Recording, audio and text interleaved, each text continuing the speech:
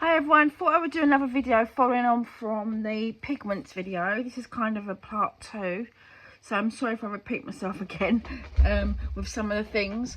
But I've written a handout. This is a handout sheet. Well, it's not a handout. This is a handout sheet that's going to go on the board, which I may be able to get copied.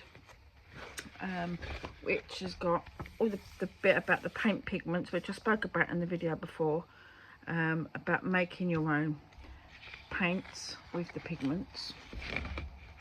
And then I thought I should do a video on how to read labels on the acrylic tubes, because different paint labels have got different things on them. So I just want to show you. I've got a gouache here and I'm just getting a grey one. Where's it gone? Grey.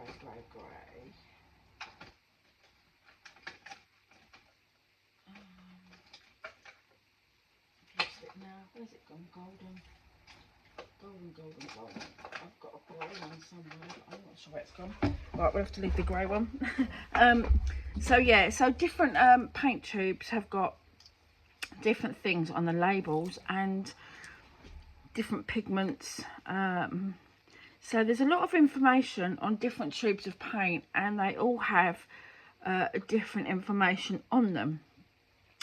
So the golden tubes of paint, they have real colour swatches which are painted. See this one here? This is titanium white. So they have a real colour swatch of paint. Actually, that is real paint, if you can see there. You can scratch it off. And they show the opacity of the colour. So they put a black line through it and they show you what it looks like when you paint over the top of it. How opaque or transparent that paint is. So that's really handy to know. They have a lot of single pigmented colours. That's why they're so expensive to buy. These are like top of the range professional paints. This one actually has a scale on it that says transparent, opaque, matte, gloss, thin, thick, low tinting, high tinting. So there's a lot of information in this. It might be an expensive tube of paint, but there's a lot of information on here. It says colour fastness 1, so that is the highest colour fast. That's excellent. Conforms to the ASTM, heavy bodied acrylic, acrylic polymer. So tells you what's in it, and the pigment is PW6 titanium dioxide. So titanium white is in there. It's the only thing that's in that one. So that's that one. I just want to show you that some of these have little boxes on them. So I've drawn the boxes out on here to show you, because if you haven't got one to see, you won't know what it looks like. Let's have a look and find one so I can show you the box. Here it is. It's a tiny box, but that is the black box to say that it's semi-opaque or semi-transparent, depending on which way you look at it. It says the permanence is A, so it's good quality. Conforms to the ASTM. It says cadmium yellow medium hue, and it should have a number on it. I can't see a number on that one. Series 1. Okay, so that's that one. Also, I wanted to say there's a toxicity label on here that tells you how toxic the paints are, and if they're dangerous, because some paints can be dangerous. So CL means it's toxic, AP means it's non-toxic. So it conforms to safety regulations. It doesn't give off fumes, it doesn't irritate the skin. So that's really important. So that's good information to know.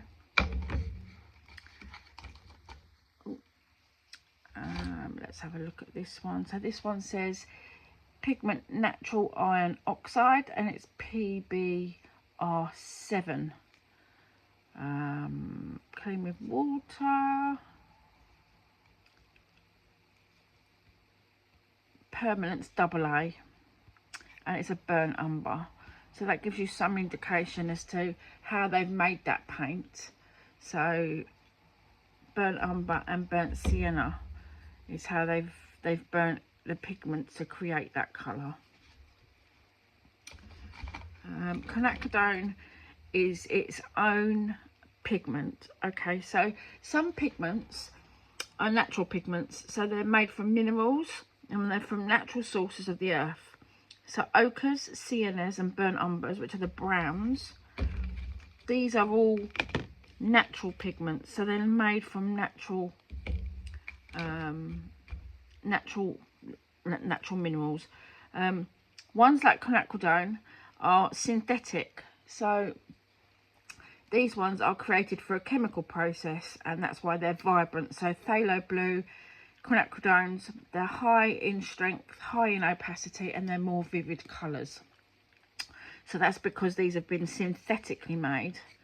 And this is the one that has one pigment in it, which is quinacridone. It says permanence 3 stars. And that's all I can see at the moment.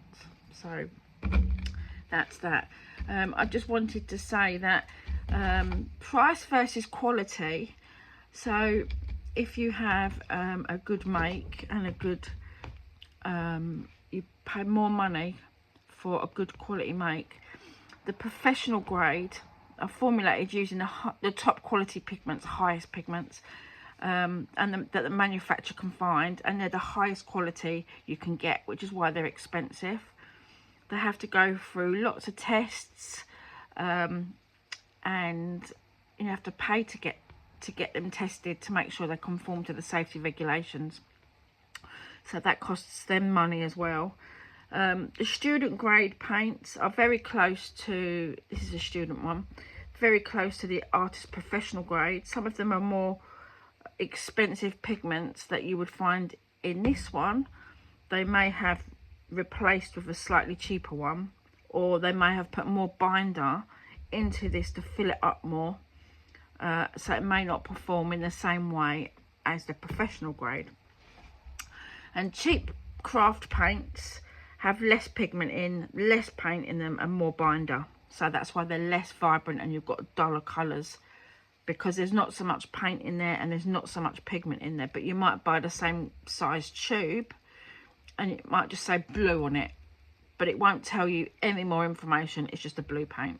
So they don't need to put that information on there. There's no law to say that manufacturers have to be truthful on what they call their paint, as each manufacturer has their own version and their own recipe of a colour. And there's thousands of brands, especially in the Far East, and they do not follow the rules of their paints, which is, you can imagine that they don't. They have their own rules, I think. So if you was to buy paints from China, they may not go by the strictest certification. They won't get tested. So there's lots of do's and don'ts, good points and bad points. So I just wanted to say that. And the other thing I wanted to show you was that the pigments that come in your colours, when you have a paint that's got 2 pigments or 3 pigments or more, when you look on the back, it will tell you what the pigments are that are inside it. So I managed to sort out a paint pigment index chart with the most popular colours.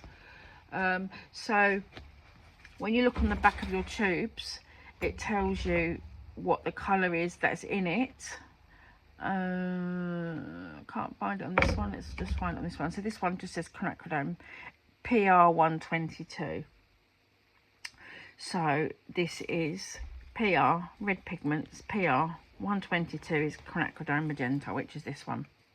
Okay, so PW stands for pigment white. Okay, so pigment white. So PW6 is titanium white. Zinc white is PW4. So So you've got PYs, that's pigment yellow, yellow pigments. So they're all the yellow pigments: deep clad yellow, nickel azo yellow, pigment orange, pigment red. So naphtha red here has got 1, 2, 3, 4 different numbers because it's got different pigments of naphtha red. So that's why it's got different colours. Quinacridone magenta is PR 122 and 202 as well. So the reds. And then when we come down to here, we've got pigment violet, which is violet pigments here. Blue pigments. So also what I wanted to say is the blue pigments are PBs.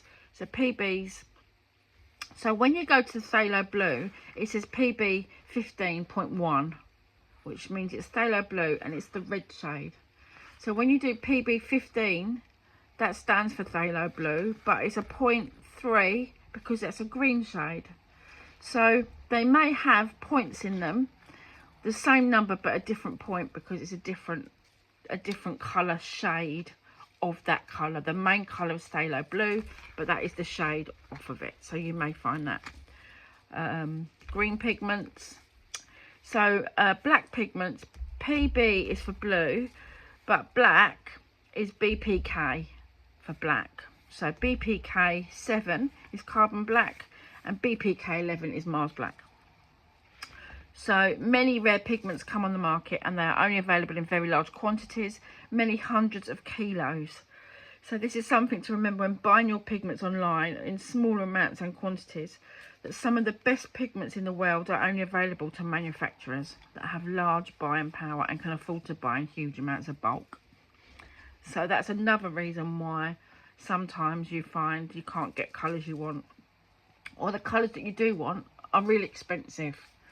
So they're not easy to come by. So there may be one company that will do a certain colour in a certain shade, and they've bought all the pigment to make that, and then they'll have to add the price on, and it's expensive to buy and make. So that's why it's expensive to buy in the shops. And there's also another chart here which I've done on Lightfastness, which describes the colour's resistance to fading caused by sunlight, daylight or UV light. So it conforms to standards set by the ASTM, which is the American Society for Testing Materials, and they measure exposure to natural daylight and light from indoor sources. So some manufacturers use a permanent scale rather than the Lightfastness scale, and cheap craft paints may not be rated. So this is the scale here. 1 for excellent is, this is a 1, this is golden, this is a professional range, Lightfastness 1. So that means that it will last, when you paint on it, it will last over 100 years. It won't fade. 2 is very good, which is 50 to 100 years. 3 is fair, 15 to 20, and then they go down. So different companies, like that's a performance scale, so that's 3 stars. So we just have to go and have a look online and find out what the stars. I haven't looked for the stars because this one says permanence AA and this one says permanence 3 stars. So I'm not sure. I know this is a good quality one, but this is actually a student grade paint. This one is a professional one. So it depends on what scale they're on as to what. It's not so straightforward as just 1, 2, 3, 4, 5, unfortunately. So that's going to give you lots of fun to go and have a look and look at all your paint tubes. And I just wanted to go through, while we was going through fade resistant, I just wanted to go through archival paper. So if you do prints, archival ink prints on archival paper, that paper can last hundreds and hundreds of years if it is stored correctly. It's acid-free paper and it does not fade. So if you are really want to keep your work for a long time, and it's really important that it stays how it's been painted or how the print has been painted, if it's important it can last a long time, then you're going to paint, you can do archival paper, so that will last a long time. It's expensive to buy, but all things that are good are always expensive. So okay, so that's my little update on Pigments. So this is Pigments number 2. Okay, thank you, bye bye.